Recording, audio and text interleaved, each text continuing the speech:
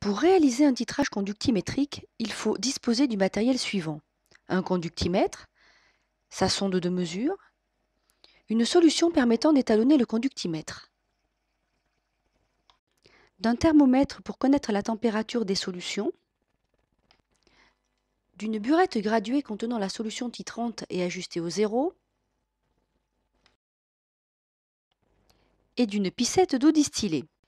La solution titrante ici de l'hydroxyde de sodium et la solution attitrée ici de l'acide chlorhydrique sont placées dans des flacons convenablement repérés. Avant de procéder aux mesures, il faut étalonner le conductimètre. Il est alors mis sous tension. Une vis de réglage permet d'ajuster la température.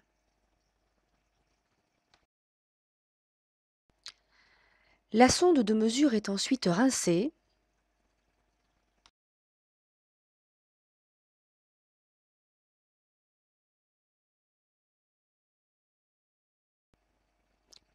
Puis plongée dans la solution étalon.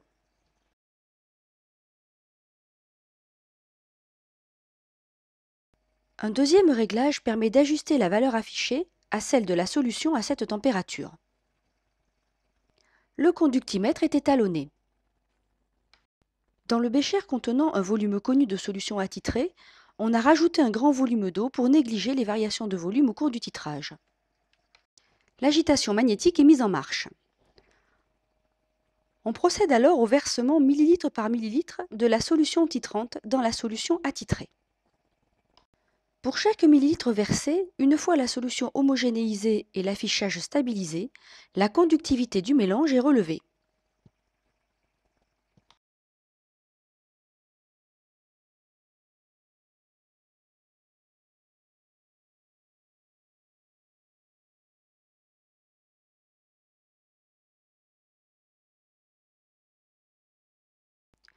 Quand les mesures sont terminées, la sonde est retirée de la solution, elle est rincée et rangée.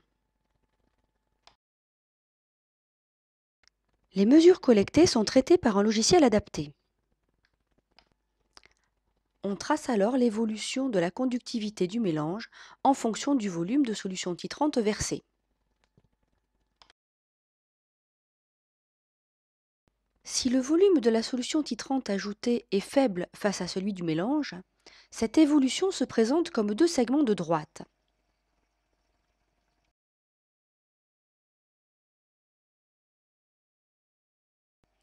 L'abscisse de leur intersection donne le volume équivalent.